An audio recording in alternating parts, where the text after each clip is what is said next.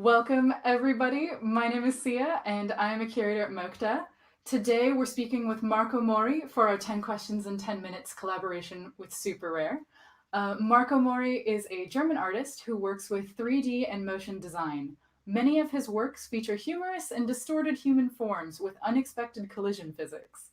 In addition to completing a master's thesis in animation from the HS Augsburg, he has also freelanced for partners like the Gorilla, Puma, and others. Thank you so much for joining us, Marco. Thank you for having me. Hi. Hi. So, Hi. just as a little bit of an explanation as well, we have Marco on two screens, one for video, one for audio, in case that confuses anyone. But yeah, let's get right into the first question. So, first Yes. question for you. Why do you use bodies and limbs as a prominent theme in your works? As you can see, my first Instagram renders, I started experimenting with other forms, abstract forms like cubes and spheres, and but I didn't have the feeling that my viewers or the audience can identify with it. So because it's just a couple of spheres, like random balls in a landscape. So after some time, I found a software called Make Humans, which made it really super easy to create custom humans. And I think that was the start where I usually took a human body or limbs as starting point for my private projects and started to experiment with them. So because I had the feeling that I can really more identify with it, like because we are human and my works are human, so you have a bit of connections, like so. Yeah, Yes. a lot of your works do kind of encapsulate those human elements like of humor and like uncanniness as well, which kind of leads us directly into our next question for you, which is what role does humor play in your art? I would say that I'm personal, a funny person, and I like to entertain and make people laugh. So I think that reflects to my work, to my works, and I often don't work with concepts, so I just start into my programs and experiment a little bit, and then an idea evolves and starts growing in my head. And if I have to like giggle myself or have to laugh by myself, I think that's a good indicator that I can release it to the public masses and hope that they find it funny too. So um, basically, I just love to entertain. Yeah, definitely. And a lot of your works are like extremely entertaining, so I think you've Thank done you. that pretty well. Next question for you. Kind of on the flip side, many of your works are also slightly disturbing or uncanny. How do you strike a balance between humor and these darker elements? It's like for me, the darker themed works have a lot of power to tell stories and transfer emotions, and that's like most of the time it's a complete opposite of my funny and crazy work. So it's also kind of training for me to try different styles and techniques. Like my darker themed have a lot of different lighting and other textures, and I think the balance I got depends on my mood. Like there's also a time I can be a real serious person, and I think that's the time when I have more like darker themed private works or worked with a message. Yeah, absolutely. Next question for you. You mentioned on your website that you're crazy about discovering new techniques and styles. Was there a technique or a style you discovered that really changed your practice? Absolutely. Like as I started out, I watched a lot of tutorials and have redone them because I think that's the best way to learn as a self-taught artist. And but one tutorial really got my attention, and it was soft bodies. It's like the ability to make things wobble and jiggle and bend limbs in all directions. And I think that was a perfect fit for my like kind of funny and humorous works. So that's the one I really use in kind of every project so far, and I really love to experiment with it and explore it deeper inside soft bodies. I think that's the technique I love most, and I was really addicted. Yeah. And you continue to use the software in your like daily work now as Yes, well. Yeah. exactly. Like I'm digging deeper and try to search for like the secrets of soft bodies. What can I use it for? Like, is there any hidden thing which I can use? It's like Right. it's all about soft bodies. Yeah. Just getting really familiar with it. True. Um, Next question for you. What project are you most proud of?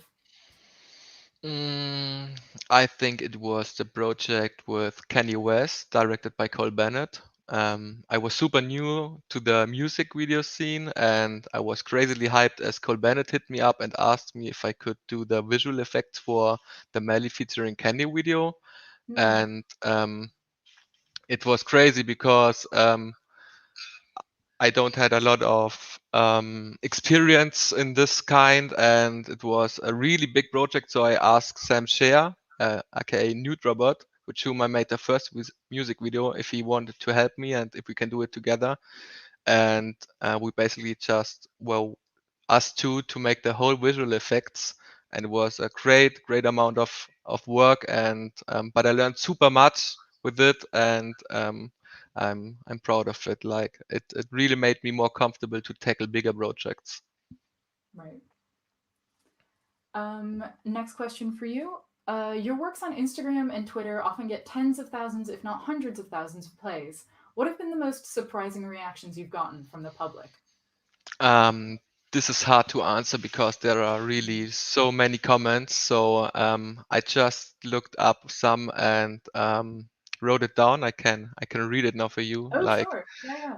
uh, one is this is the most disturbing thing I've ever watched. How is this even allowed on Instagram? A lot Oh, of people ask me if they tell you're mentally sick. You really should get some help. This often occurs when it's really crazy works. An often used comment is this made me laugh harder than it should. But also, what I think it was really funny. My boy, you really woke up and visioned the shit in your head, created the shit for no reasons, thought, yeah, this is a good idea, and uploaded on Instagram. Like, people get really creative commenting. It's super funny. Like, it's yeah, in all directions. Some hate it, some love it, some find it disgusting, some it's crazy. Like, every opinion is there. yeah. No, definitely. And I think the fact that you like experiment with all these different techniques, like you really try to kind of go off in every direction just to see what's going to work, like that Absolutely. evokes a lot of reactions from people. Absolutely.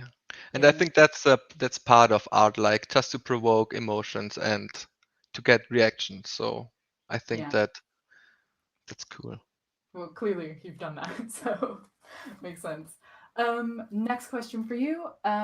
Is there a software or technique you would like to study further? Yes, it's actually Houdini from SideFX. I'm learning it for 3 years now, yeah. And finally, I'm feeling comfortable within the software because it's a really hard one. But it's super powerful. Like with this software, you can really create everything you imagine.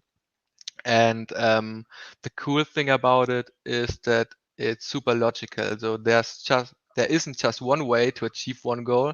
Like there Mm, are hundred of ways to get to the same result.